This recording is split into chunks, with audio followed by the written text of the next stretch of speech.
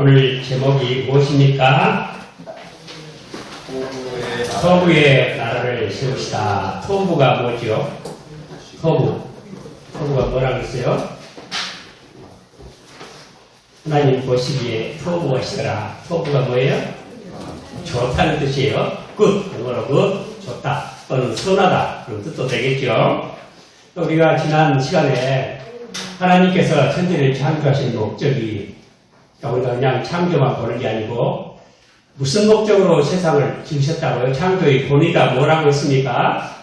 창조의 본의는 이 세상에 땅에다가 하나님 나라를 세우시기 위해서 창조하셨다는 말이에요. 하나님 나라 뭐예요? 하나님 나라. 성경의 중심 주제가 그래서 뭐예요?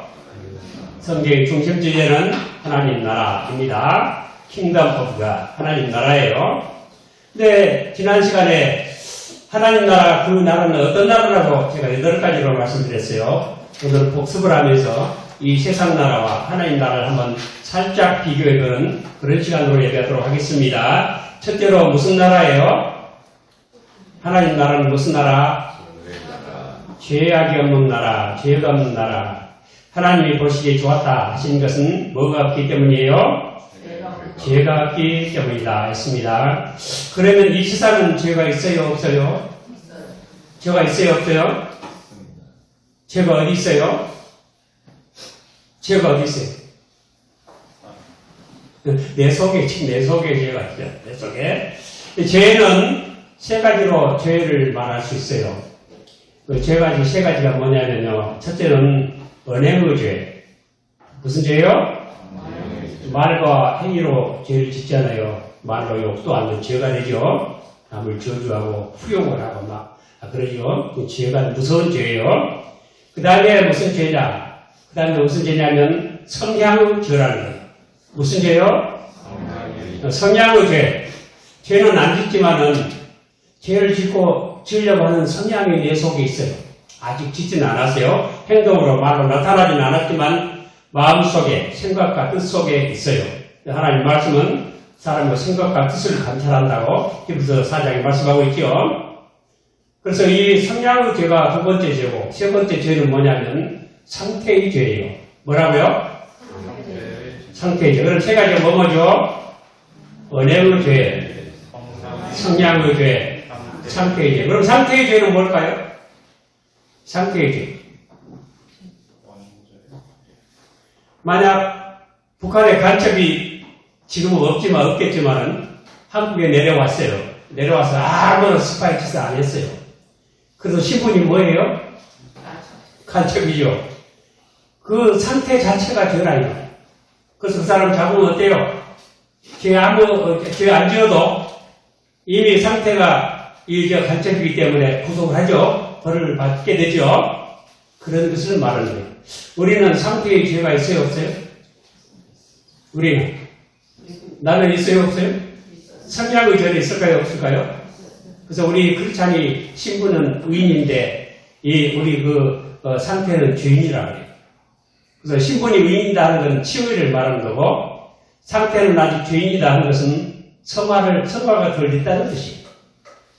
이 세상의 죄는 그래서 어디에 있어요? 내 속에 있어요. 그럼 남의 죄를 보지 말고 다 죄인이니까 내 죄를 항상 들여다보는 그런 눈을 가지시길 바랍니다. 그런 눈을 받는 은혜가 있으시길 바랍니다. 항상 자기가 나보다 더 낫게 여겨야 돼요. 내가 제일 큰 죄인이고 나는 말할 수 없는 죄인이다.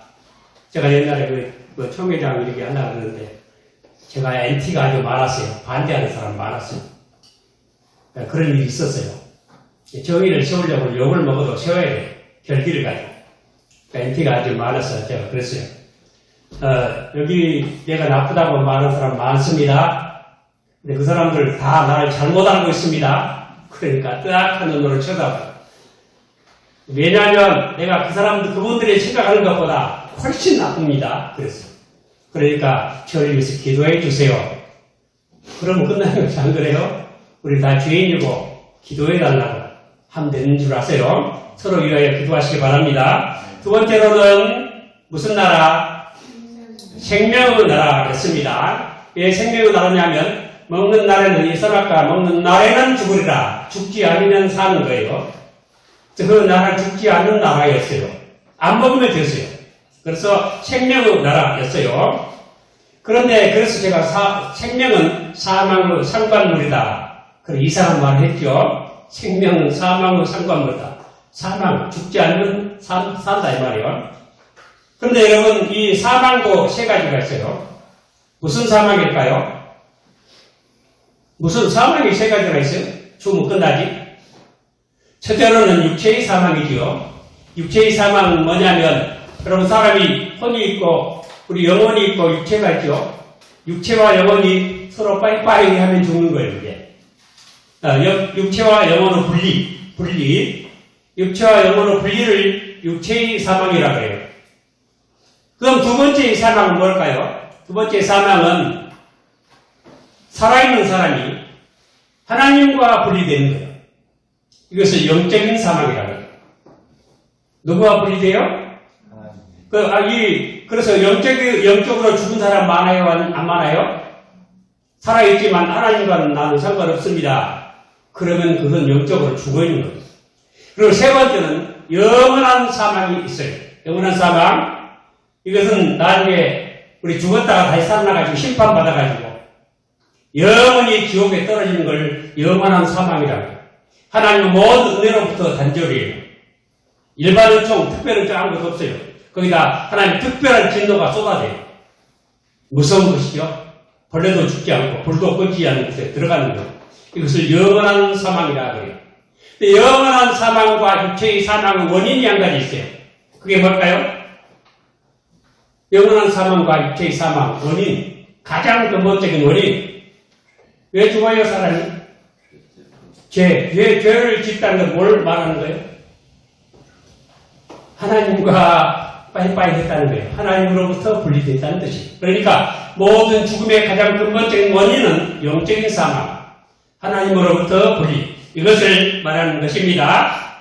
이 세상엔 살아있지만 하나님과 분리된 영적으로 죽은 시체들이 가득한 것이 이 세상이에요. 교회도 많이 있다고 볼 수밖에 없어요. 교회는 모두 구원받은 자의 총화가 아니에요. 그것은 인비저블 처치, 비가견 교회만 그리하고 우리 보통 보이는 이 비저블 처치, 가견 교회는 알곡과 가라지가 함께 있어요. 알곡과 죽정이가 함께 있어요. 그렇기 때문에 우리 내 영혼이 죽지 않도록 하나님과 격으로 단절되지 않도록 항상 하나님 중심으로 사는 우리 모두 되시길 바랍니다. 세 번째는 무슨 나라? 하나님의 법으로 다스려지는 나라. 글쎄요. 하나님의 법. 그 하나님의 법은 뭐였죠? 하나님의 법이 뭐였어요? 에덴 동산에서? 선과 악을 아는 나무의 그 열매 먹지 마라. 선악과 먹지 마라. 선악과. 근데 이 어떤 그 목사님이 이걸 아주 대대적으로 이걸 가지고 설교를 하는데 가르치는데 보니까 아주 학원을 신학교를 만들어 가르치는데 보니까 이 선과 악이 뭐냐? 악이 뭐냐? 그러니까 선과 악을 아는 것이 악이다. 그렇게 말해요. 선과 악을 아는 게 악이래요. 그 말이 됩니까? 안 됩니까? 그래서 거기서 배운 목사님들이 다 그렇게 말하더라고요. 선과 악을 아는 게 그게 악이에요? 하나님께서 저들이 선과 악을 아는데 우리같이 됐다. 그러면 하나님이 악한 하나님이 되잖아요. 하나님 알고 계십니다. 그렇게 말하면 안 돼요. 선과 악을 자기 입으로 정하는 거예요. 자기 멋대로. 내가 이러면 선하고 내가 이러면 악하다. 내가 표준을 정하는 거예요. 그것이 선악과 먹은 그 타락, 이게 독성이에요. 근데 이 하나님의 법에 있어서 이 하나님의 법을 대하는 태도 두 가지가 있어요. 하나는 뭐냐면 하나님의 법 앞에 자기 객관화를 시키는 사람이 있고 하나님의 법 앞에 자기 도취를 시키는 사람이 있어요. 자아도취. 나는 하나님의 법을 잘 지킨다. 지키고도 남는다. 그러면 자아도취예요. 바리새인들이 그랬어요. 그게 문제예요. 자기 의를 주장하는 거예요. 그러나 우리가 구원받은 사람들은 자기 의를 버리고 바리새인들보다 바리새인과 서기관보다 더 나은 의를 가져야 한다. 우리 예수님 산상수훈에 말씀하셨는데 자기 의를 버리고 예수 그리스도를 통한 의를 얻는 것을 말하는 거예요. 그러니까 하나님의 법 앞에 자기 객관을 시킨 사람은 나는 하나님 법을 도저히 못 지킵니다. 왜 못 지킵니까? 육체를 가지기 때문에. 이거 영적인 법이에요. 신령한 법이에요. 육체를 가지고 지킬 수 없어요. 근데 내가 다 지킨다. 나는 최고 다 나같이 되라. 딱 그런 부흥사 많이 봤어. 그 다음 털이에요. 하나님 법 앞에 자기 객관을 시키지 못한 사람들. 소망 없어요. 우리는 하나님 법 앞에 자기 객관을 항상 시키는 법을 배워야 돼요. 그래서 자기 자신을 냉철한 눈으로 객관화시켜서 하나님 법에 비춰서 자기를 보는 눈을 갖는 은혜의 시간에 받으시길 축원합니다. 그 다음에 네 번째는 무슨 나라? 거룩한 공동체의 나라였습니다. 하나님께서 사람을 무엇을 따라 만드셨다고요? 하나님의 형상을 따라 만드셨어요. 그래서 남자도 하나님의 형상, 여자는 아니에요? 여자도 하나님의 형상. 자녀를 낳으면 자녀는 생육하고 번성하라 땅에 충만하라 했을 때 그 충만한 사람들이 다 누구의 형상을 가진 사람들이에요? 하나님의 형상을 가져야 합니다. 그런데 이 하나님의 형상을 갖지 않은 사람들, 타락이라는 게 하나님의 형상을 잃어버린 걸 말하는 거예요. 그래서 거룩한 공동체의 나라를 하나님은 만드셨지만 오늘날은 그렇게 되지 못하는 거예요. 여러분, 우리가 예수를 믿을 때 얼른 두 가지 축복을 받는다. 첫째는 칭의요. 하나는 뭐라고요? 성화. 뭐가 뭐? 칭의와 성화. 칭의는 의롭다미요. 성화는 거룩하게 됨을 말합니다. 칭의는 하나님과의 관계를 다시 회복했다는 뜻이에요. 하나님과 관계 회복. 그리고 성화는 하나님의 형상 회복이에요. 자, 칭의는 무슨 회복? 하나님과 관계를 회복하는 거고, 성화는 하나님을 잃어버린 형상, 속 사람이 새로워지는 거예요. 이게 성화예요. 근데 우리는 완전히 성화를 이루지 못했기 때문에 날마다 성화 가운데 자라가야, 성장해 가야 되는 것입니다. 이런 거룩한 공동체의 나라였는데 오늘은 그렇지 못해요. 가족들이 다 거룩한 공동체 가지고 뿔뿔이 흩어져 있으면서 종교는 자유다. 그건 사람 말이지 하나님 말씀은 아니에요. 우리는 다 하나님을 믿어야 의무가 있는데 하나님 믿지 못하는 것 참으로 불행한 일이에요. 그리고 모든 가족들이 다 하나님 거룩한 공동체가 되시길 바랍니다. 다섯 번째로 하나님이 복주심으로 사는 나라였다 이 말이에요. 그 하나님 나라, 지상에 세워진 하나님 나라가 오늘날도 하나님의 복주심으로 사는 이 나라가 되기를 원합니다. 그런 세계가 되기를 원합니다. 그러면 전쟁도 없어지고 진정한 샬롬의 나라가 올 것입니다. 근데 하나님이 복 주셨다고 하는 그 복은 무슨 복일까요? 하나님이 복 주셨다고 하는 복. 그 복은 무슨 복일까요? 이러도 잘 되고 저러도 잘 되고 영혼이 잘 될 같이 범사가 잘 되고 건강하고 그 복입니까? 이 복은 바로 한마디로 복음을 말하는 것입니다. 복음. 뭘 말해요? 복음의 나라가 되어야 하는 것입니다. 복음이 뭔가? 복음의 핵심이 뭔가? 로마서 1장 2절 한번 다 찾아보실까요? 자, 좀 수고서라도 한번 찾아보십니다. 로마서 1장 2절에 이게 복음의 정의가 여기 있어요. 이 복음은 하나님이 선지자로 말씀하신 바 그 아들에 관하여 성경에 미리 약속하신 것. 누구누구 나오지? 여기에 하나님이 나오고 선지자가 나오고 그 아들이 나오고 또 성경에 나오죠. 성경에 또 무엇을 했어요? 이것이 복음이에요. 그러니까 성경의 복음의 핵심은 뭐냐면 하나님의 아들 예수 그리스도가 복음이에요. 예수 그리스도를 통해서 하나님 모든 약속이 대신 우리 죄인 대신 성취되고 우리 그로 말미암아 의롭다함을 받고 거룩해지고 하나님의 자녀가 되고 그리고 끝까지 지킴을 받아서 영화에 이르는 거예요. 그 가운데 모든 건 은혜가 홀로 우리를 통치합니다. 그래서 선택으로부터 영화에 이르기까지 은혜는 홀로 화려하게 통치한다. 조엘 히키라고 하는 분이 아주 그런 멋진 말을 했어요.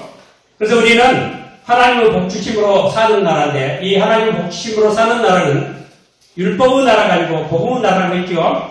율법과 복음이 뭐가 다를까요? 첫째는 율법은 하나님의 거룩하심으로부터 나왔고 복음은 하나님의 은혜로부터 나왔습니다. 하나님의 거룩과 은혜로부터 나왔습니다. 이게 틀리고, 두 번째로 율법은 우리에게 완전한 의를 요구합니다. 그래서 우리 완전한 의를 이룰 수 없습니다. 그러나 복음은 이것을 우리에게 제공합니다. 그리고 율법은 우리를 정죄합니다. 너는 죄인이다 정죄를 합니다. 그러나 복음은 우리를 해방시켜줍니다. 죄가 아니라고 말합니다. 그리고 율법은 공로를 세워야 영생을 얻는다고 요구합니다. 그러나 복음은 영생을 얻었기 때문에 너희가 공로를 세워야 한다. 공로를 세울 수 있다 하고 말합니다. 그러니까 우리가 성경을 우리에게 주신 목적은 우리 디모데 후서 3장의 15절까지 잘 나오죠. 모든 성경은 하나님 감동으로 된 것으로 교훈과 책망과 바르게 감각으로 교육하기 유익하니 이는 하나님의 사람으로 온전케 하며 또한 모든 선한 일을 행하기에 온전케 하려 합니다. 사람이 온전하다. 비인, 됨됨이가 먼저 온전하게 되고 그 다음에 두인, 행함에 온전하게 된다. 이 율법은 이걸 뒤집는 게 율법이에요. 먼저 행함으로 온전케 된다는 거예요. 온전한 사람이 두인이 먼저고 비인이 다음이에요. 이게 율법이에요. 나 복음은 비인을 먼저 만들고 두인을 하게 하는 거예요. 아시겠어요? 그래서 이것이 공로를 요구하지만 율법은, 복음은 우리로 하여금 하나님의 사람, 영생을 주시고 그 생명으로 선한 일을 하게 하는 거예요. 똑같이. 공로를 세우게 하는 거예요. 그러니까 모든 믿는 사람들은 나는 믿습니다로 끝나지 않아요. 믿음은 모든 선과 모든 덕행의 원리예요. 믿음으로 모든 것에 선한 일을 이루는 거예요. 그리고 이 율법과 복음은 모든 사람에게 이렇게 주어지고 있지만 범위가 있어요. 율법은 모든 사람에게 이 율법을 요구합니다. 세상 모든 사람에게 율법을 요구하지만 복음은 복음 안에 사는 사람들에게만 해당이 됩니다. 다 해당이 되지 않아요. 그래서 우리는 이 하나님의 이 복음으로서 받는 것입니다. 그 다음에 시간이 없으니까 빨리 넘어갈게요. 그래서 그 다음에 6번째 안식이 있는 나라라고 했습니다. 이 안식은 우리가 일주일에 한 번씩 이 휴무를 한다, 정기 휴무다 그런 의미가 아니고 히브리서 3장 4장에 잘 읽어보시기 바랍니다.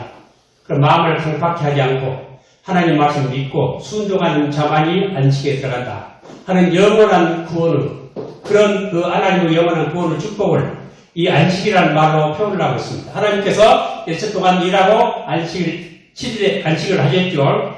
그렇기 때문에 우리 예배하는 모든 사람들은 첫째로 마음이 강팍한 사람이 아니에요. 마음이 강팍한 사람은 절대 예배할 수가 없어요. 강팍하지 않고 믿음으로 순종하는 사람이에요.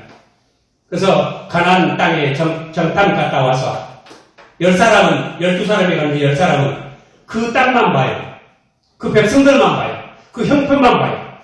그래서 아이고 우리 틀렸다. 우리 다 죽는다. 우리는 저를 메뚜기에 불과하다. 그러나 두 사람 누구지요? 여호수아와 갈렙은 그 객관적인 그 상태를 보는 게 아니고 믿음으로 하나님을 보는 거예요. 그래서 하나님이 우리와 함께 하시면 저건 우리 밥이다. 그렇게 말하죠. 그래서 이 두 사람만 죽지 않고 그 가나안 땅에 들어갈 수 있었죠.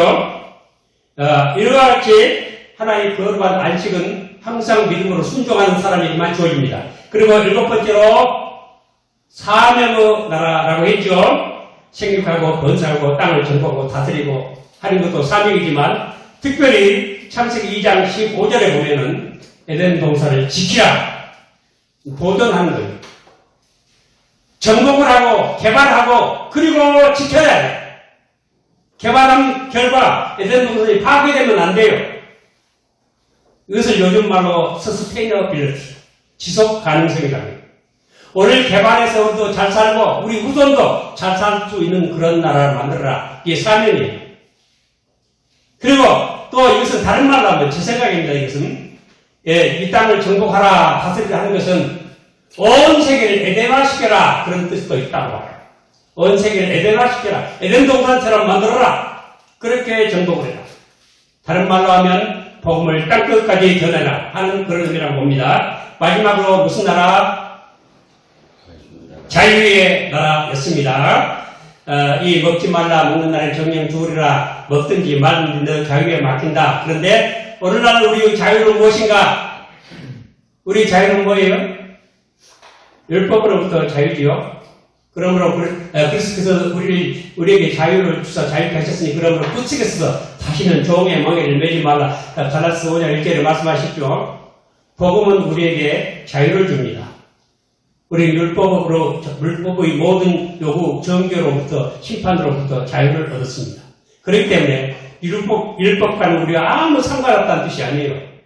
우리가 율법으로부터 자유를 받았다는 것은 우리 로마서 3장의 마지막 절에 있는 말씀처럼 우리가 믿음으로 율법을 피하느냐 그럴 수 없느니라 더 굳게 세운다고 말씀했어요. 하나님의 율법을 감사함으로 지키는 거예요. 하나님께서 우리 모든 율법을 다 이루어서 우리를 자유케 했기 때문에 자유로 감사하는 마음으로 기쁜 마음으로 지키는 거예요. 그런 것이지 물론 여러분들 의식법, 시민법을 말하는 게 아니에요. 여기서 율법은 도덕법을 말합니다. 율법은 세 가지 종류가 있어요. 그게 리추얼라, 의식법, 그리고 시빌라, 시민법, 그리고 모랄로, 도덕법이요. 도덕법만이 영구 불패예요. 하나님은 도덕적 성품의 영원한 표현이기 때문에 그건 피할 수 없는 영구 불패라고 말하는 것입니다. 자, 이제 우리는 자유나라에 사는데 제가 엉뚱한 말 한마디만 하고 마치겠습니다. 우리에게 있는 자유는 제사의 자유다. 무슨 자유? 제사의 자유. 그 말이 됩니까? 제사의 자유다. 제사 지낼 거예요? 응? 제가 말한 자유는 신약의 제사예요. 신약의 제사는 네 가지가 있어요. 그러므로 형제들아 내가 하나님 모든 자비하신 분을 권하는 너희 몸을 거룩하신 내 몸을 거룩한 산제사로 하나님께 드리라고 말씀하셨죠. 몸으로 드리는 거룩한 산제사, 거룩한 삶의 제사를 말합니다. 우리는 거룩하게 살 수 있는 자유가 있어요 없어요? 그 자유 누리시기 바랍니다. 그리고 히브리서 13장 15절에 우리가 항상 찬미의 제사를 하나님께 드리라고 했어요. 무슨 제사요? 그래서 우리 항상 찬양하는 자유 있습니까 없습니까? 있어요 없어요? 그것도 몰라요? 첫째는 거룩한 삶의 제사, 두 번째 찬미의 제사, 그리고 바로 그 다음 절 히브리서 13장 16절에 선행과 나눠주기를 좋아하라. 이 같은 제사를 하나님이 항상 기뻐하신다고 했어요. 이 같은 제사라고 했어요. 여러분 믿습니까? 그리고 요한계시록 5장 8절과 8장 3절에 보면 기도가 제사예요. 그래서 천사들이 금향로를 가지고 향기와 함께 기도를 그 향기 담아가지고 올라간다고 했죠. 제사로 의미하는 거예요. 그래서 제사의 자유는 첫째는 거룩한 생활의 자유, 두 번째는 자비의 자유, 세 번째는 항상 선행을 베푸는 자유, 네 번째는 뭐예요? 기도의 자유. 누가 여러분 기도 못하게 하는 사람 있어요? 기도 못하게 아무리 누가 말해도 할 수 있어요? 없어요? 감옥에 가둬놔도 할 수 있고 고래 뱃속에 들어가도 할 수 있는 게 기도예요. 이런 자유를 항상 누리는 우리 모두 되시기를 축원합니다.